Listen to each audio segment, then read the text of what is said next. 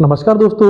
हम लोग सिंधु घाटी सभ्यता पढ़ रहे थे और उसमें कई सारे टॉपिक्स को हमने कवर किया था और आज हम लोग पढ़ने वाले हैं धोलावीरा के बारे में।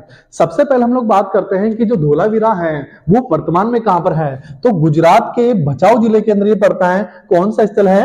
धोलावीरा।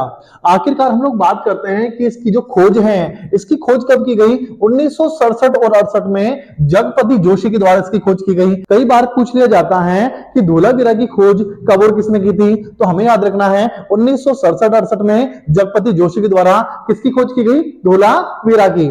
फिर हम लोग बात करते हैं इसका जो उत्खनन कार्य है वो कब किया गया? 1990 से प्रारंभ इसका होता है। आखिरकार इसके शाब्दिक अर्थ को कई बार पूछ लिया जाता है कि धोलावीरा का शाब्दिक अर्थ क्या होता है। तो धोलावीरा का शाब्दिक अर्थ होता है सफेद कुआं। मतलब इस सभ्यता से हमें सबसे ज्यादा कुएं मिले हैं। आखिरकार हम लोग बात करते हैं धोलावीरा जो सभ्यता है इसका आकार कैसा है, तो इसका आकार है आयताकार। और इस सभ्यता को हम लोगों ने 3 कालखंडों में बांट दिया। सबसे पहले जो है वो दुर्ग है। सबसे पहले क्या है? यहाँ दुर्ग है और बीच में यहाँ पर मध्यम में क्या है? मध्यम भाग में खाली है और कुछ इमारतें बनी हुई है और निचले जो भाग है ये क्या है? शहर का। ये क्या है? शहर का। मतलब दुर्ग के अंदर प्रमुख व्यक्ति रहेगा और शहर के अंदर कौन रहेंगे? यहाँ पर प्रजा रहेगी। तो फिर हम लोग बात करते हैं कि धोलावीरा से हमें सबसे ज्यादा जल प्रबंधन हेतु 16 जलाशय देखने को मिलता है। कई बार पूछ लिया जाता है सिंधु घाटी सभ्यता के उस स्थल का नाम बताइए जिसमें सबसे ज्यादा और सबसे अच्छा प्रबंधन, हमें जल प्रबंधन देखने को मिलता है। वो कौन सा है? धोलावीरा। मतलब 16 जलाशय यहाँ पे देखने को मिलते हैं। तो पानी की जो व्यवस्था है, जल प्रबंधन है, वो सबसे अच्छा कहां का है? वो धोलावीरा का है। इसके अलावा हम लोग बात करते हैं यहां से हमें कई प्रकार की आयताकार मोहरें मिली है। तो ये भी काफी इंपॉर्टेंट क्वेश्चन है कि कई बार पूछा जाता है कि धोलावीरा से हमें किस प्रकार की मोहरें मिली है, उन मोहरों का आकार कैसा है? तो मोहरों का आकार है आयताकार। फिर हम बात करते हैं जिस पर एक श्रृंगी पशु का अंकन भी देखने को मिलता है। मतलब यहां से हमें जो 16 आयताकार मोहरें मिलती है उस पर एक श्रृंगी हमें पशु का चित्रण भी देखने को मिलता है। इसके अलावा हम लोग कई सारी सभ्यताओं के बारे में बात करते हैं, लेकिन ये सभ्यता हमारे जल प्रबंधन के लिए काफी महत्वपूर्ण मानी जाती है।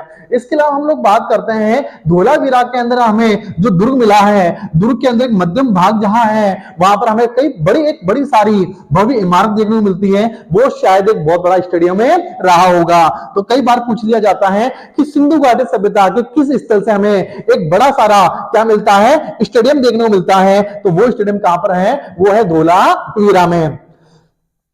फिर हम बात करते हैं यहाँ के उत्खनन से हमें गुलाबी रंग के बर्तन मिले हैं और जिन्हें पकाकर हमने काले रंग का क्या किया है? चित्रकारी भी उस पे की है। तो धोलावीरा से जो मिलने वाले जो बर्तन हैं वो गुलाबी रंग के हैं और गुलाबी रंग को हम लोगों ने उन बर्तनों को हमने पकाकर उस पे क्या कर दी? काले रंग की चित्रकारी हम लोगों ने कर दी। इसके अलावा कई बार पूछ लिया जाता है इस नगर का जो विनाश है वो कैसे हुआ होगा? तो जल के स्रोतों के सूखने के कारण या नदियों ने अपना रास्ता बदल लिया या रास्ता परिवर्तन कर लिया, तो इसीलिए सभ्यता का विनाश रहा होगा। तो नदियों द्वारा मार्ग बदलने पर किस सभ्यता स्थल का विनाश हुआ था? तो आपको बताना है धोलावीरा। इसके अलावा हम लोग बात करते हैं बनावली की बात करते हैं। तो बनावली वर्तमान में कहां पर है? वर्तमान में हरियाणा के हिसार जिले में। इसकी खोज कब और किसने की थी? 1973 के अंदर आर.एस. बिष्ट ने इसकी खोज की थी। किसकी खोज की थी? बनावली की खोज की थी। कई बार क्या पूछा जाता है कि बनावली की खोज कब और किसने की थी? तो आपको बताना है 1973 के अंदर आर.एस. बिष्ट ने इसकी खोज की थी। अब यहां से कौन सी सामग्रियां हैं जो हमें मिली है, जो हमारे लिए काफी महत्वपूर्ण मानी जाती है? तो सबसे पहले यहां से हमें जौ के प्रमाण मिले हैं। किसके प्रमाण मिले हैं? जौ के प्रमाण मिले हैं। और यहां पर जो बाणाग्र है, जो बाण है, वो किसके बने हुए हैं? तांबे के बने हुए हैं। तो यहां पर तांबे के बने हुए बाणाग्र हमें मिले हैं और जौ के प्रमाण भी हमें बनावली से देखने को मिलते हैं। इसके अलावा यहां से हमें जो खिलौना मिला है तो एक हल्की आकृति का हमें खिलौना मिला है। तो इसका भी पूछा जाता है कि हल्की आकृति का जो खिलौना है वो हमें कहां से देखने को मिला है? वो हमें मिला है बनावली से। इसके अलावा यहाँ की सार्वजनिक व्यवस्था में नाली पद्धति का अभाव था। हमने कालीबंगा जब पढ़ा था तो हमने आपको बताया था कि वहां पर लकड़ी के पाइप थे, लेकिन यहाँ पर क्या है? पानी की निकालने की कोई व्यवस्था नहीं है। आज हमारे शहरों के अंदर जब सड़कें नहीं होती हैं, जब नाले नहीं होती हैं, तो लोग बीच में से क्या निकाल देते हैं? नाले निकाल देते हैं। उसी प्रकार से यहां पर भी सार्वजनिक व्यवस्था में कोई नाली पद्धति का अभाव था। मतलब नालियां थी नहीं, सड़कों पर पानी बहा करता था। आखिरकार आगे हम लोग पढ़ते हैं तो बनावली की सड़कों में बैलगाड़ी की पहियों के निशान भी हमें देखने को मिले हैं। मतलब बनावली की जब हमने खोज की तो वहां की जो सड़कें हैं, सड़कों में हमें आज भी वर्तमान में क्या देखने को मिलते हैं, एक बैलगाड़ी के पहियों के निशान देखने को मिलते हैं। इसके अलावा यहाँ जो मकान बनाए जाते थे, इन मकानों को मिट्टी से लेपा जाता था। मतलब मकान कच्चे थे और कच्चे होने की वजह से हर साल उनको मिट्टी और गोबर का लेप लगाकर उनको लेपा जाता था। यहाँ पर जो सड़कें हैं, सड़कें समकोण पर नहीं काटती हैं। सिंधु घाटी सभ्यता की कई स्थल हमने पढ़े हैं जहां पर सड़कें आपस में समकोण पर काटती है। एक सड़क सीधी जा रही है तो दूसरी सड़क ऐसे तिरछी काटेगी, सीधी काटेगी, तो यह समकोण पर काटती हुई सड़कें हैं। लेकिन बनावली के अंदर आपको ऐसी कोई भी सड़क नहीं मिलती है जो समकोण पर काटे।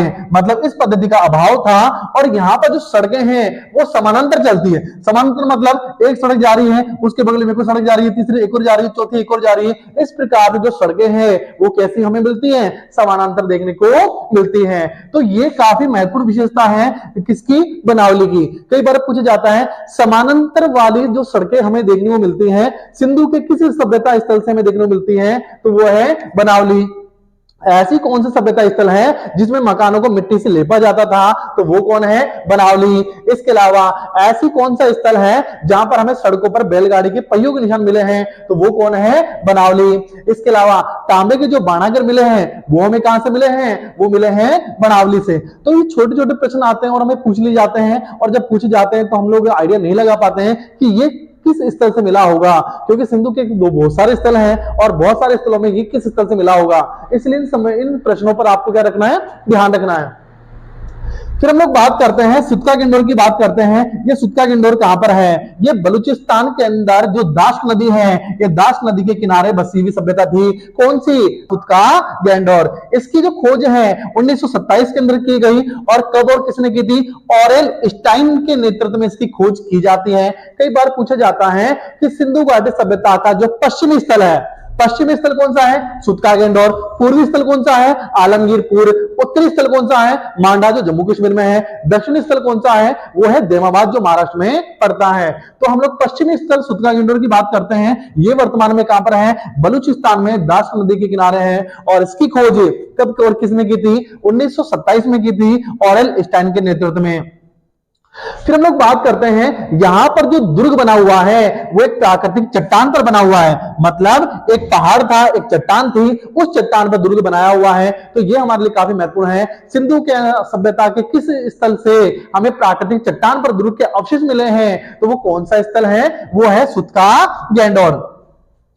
फिर हम लोग बात करते हैं यहां से हमें कई प्रकार के सामान मिले हैं। वो सामान कौन कौन से हैं, एक तो मनुष्य की अस्थियों से भरा हमें कलश देखने को मिला है। दूसरा राख से भरा बर्तन हमें देखने को मिला है। तीसरा तांबे की कुल्हाड़ी हमें यहां से देखने को मिली है। इसके अलावा मिट्टी से बनी हुई चूड़ियां भी हमें कहां से देखने को मिली है, सुत्का गिंडोर से देखने को मिली है। तो कितना इंपॉर्टेंट प्रश्न हमारे लिए कि मिट्टी से बनी हुई चूड़ियां। पहली बात तो यदि क्वेश्चन पूछा जाता है तो कई सारे बच्चे क्या कहेंगे, मिट्टी से कोई चूड़ियां बनती होगी, अरे बनती है। तो मिट्टी से बनी हुई चूड़ियों के जो प्रमाण हमें देखने को मिले हैं वो कहां से मिले हैं, सुत्का गिंडोर से। इसके अलावा तांबे की कुल्हाड़ी, राख से भरा हुआ बर्तन, मनुष्य की अस्थियां, ये हमें कहां से मिली है, सुत्का गिंडोर से। इसके अलावा चट्टान पर बना हुआ दुर्ग किस स्थल से देखने को मिलता है, वो है सुत्का गिंडोर।